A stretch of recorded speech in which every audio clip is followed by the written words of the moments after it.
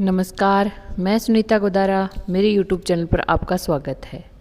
आज हम कक्षा 10 पुस्तक क्षितिज के अध्याय 5 सूर्यकांत त्रिपाठी निराला की कविताओं का अध्ययन करेंगे। तो चलिए सबसे पहले हम जानते हैं उनका जीवन परिचय।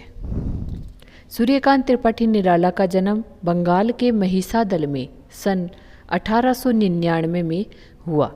वे मूलतः गढ़कोला जिला उन्नाव उत्तर प्रदेश के निवासी थे। वे संगीत और दर्शन शास्त्र के भी गहरे अध्येता थे। रामकृष्ण परमहंस और विवेकानंद की विचारधारा ने उन पर विशेष प्रभाव डाला। निराला का पारिवारिक जीवन दुखों और संघर्षों से भरा था। आत्मीयजनों के असामयिक निधन ने उन्हें भीतर तक तोड़ दिया था। साहित्य मोर्चे पर भी उन्होंने अनवरत संघर्ष किया। सन 1961 में उनका देहांत हो गया। इनकी प्रमुख रचनाएं हैं अनामिका, परिमल, गीतिका, कुकुरमुत्ता और नए पत्ते। निराला रचनावली के 8 खंडों में उनका संपूर्ण साहित्य प्रकाशित है।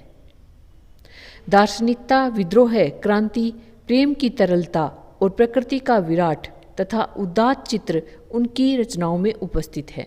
उनके विद्रोही स्वभाव ने कविता के भाव जगत और शिल्प जगत में नए प्रयोगों को संभव किया।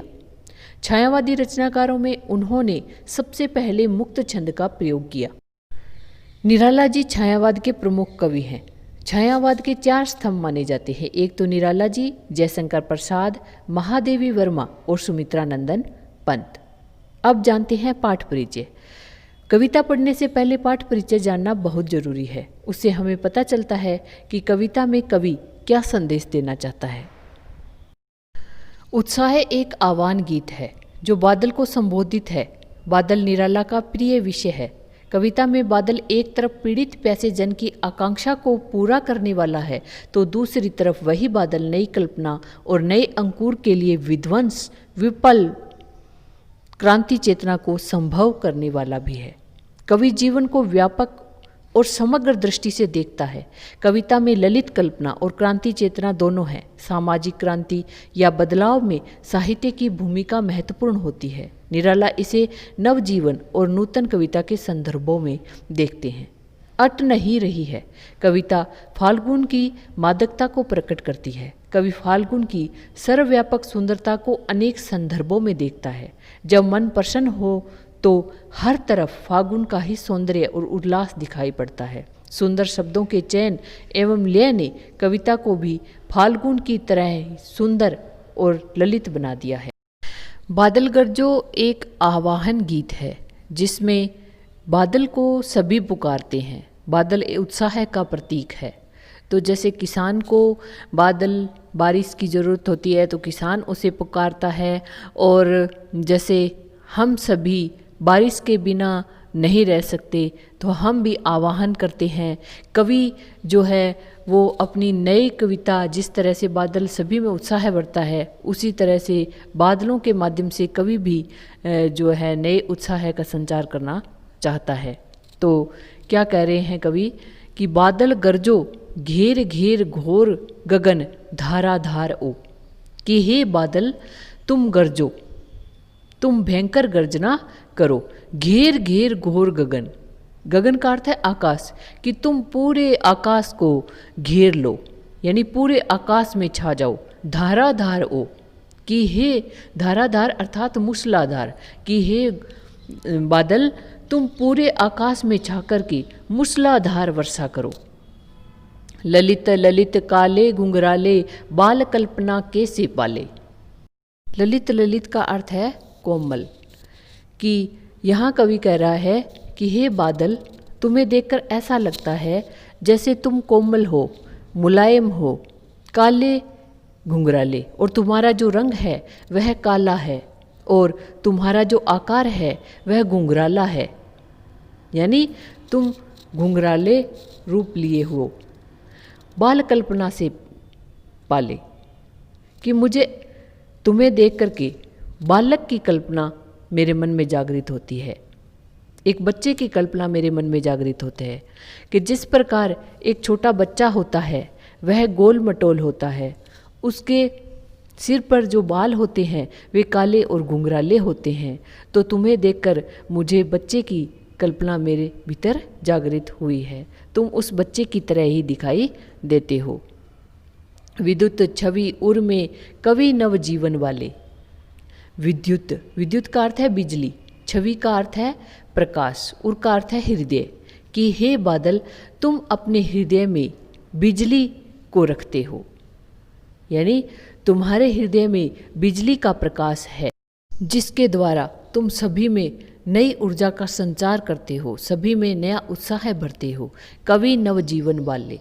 कि हे बादल, तुम पूरी धरती को नया जीवन देने वाले हो, यानी सभी तुम्हारे आने की आशा में इंतजार करते हैं, और जब तुम्हें देखते हैं तो वे उत्साह से भर उठते हैं, खुशी से भर उठते हैं और तुम्हें पुकारने लगते हैं।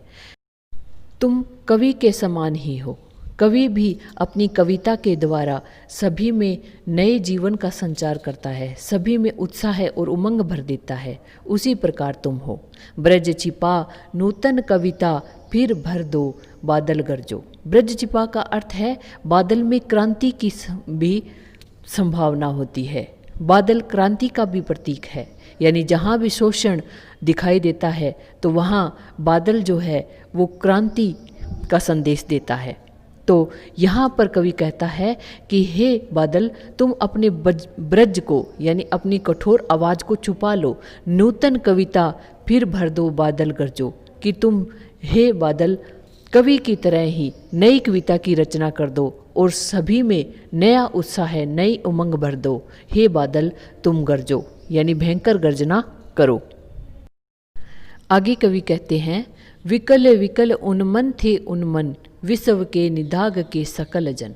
निदाग का अर्थ है गर्मी, सकल का अर्थ है समस्त, उन्मन का अर्थ है जब मन कहीं पर ना लगे, यानी मन जब एक स्थान पर टिके नहीं। विकल का अर्थ है व्याकुल। इन पंक्तियों में कवि ने तपती गर्मी से बेहाल लोगों के बारे में लिखा है।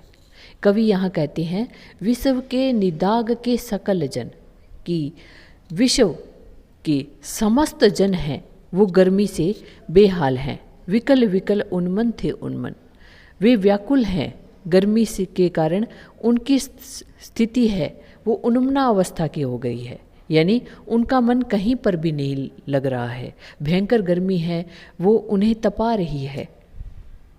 आए अज्ञात दिशा से अनंत घन, तप्त धरा जल से फिर शीतल कर दो बादल गरजो।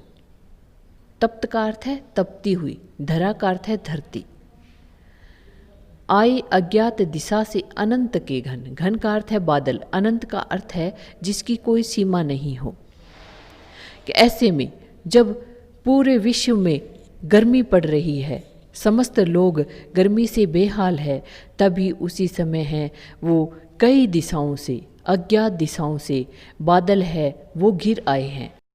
उन्होंने पूरे आकाश को घेर लिया है। तप्त धरा जल से फिर शीतल कर दो, कि गर्मी के कारण ये धरती जो है वो धूप से तप रही है। इसीलिए हे बादल तुम जल से फिर शीतल कर दो, कि हे बादल तुम बरसो और बरस करके तपती हुई धरती को जल से शीतल कर दो, यानी शीतलता से समस्त जन को सुख प्राप्त होगा, उन्हें एक नया जीवन मिलेगा और समस्त धरती है वो उत्साह से भर उठेगी। बादल गरजो, कि हे बादल तुम गर्जना करो।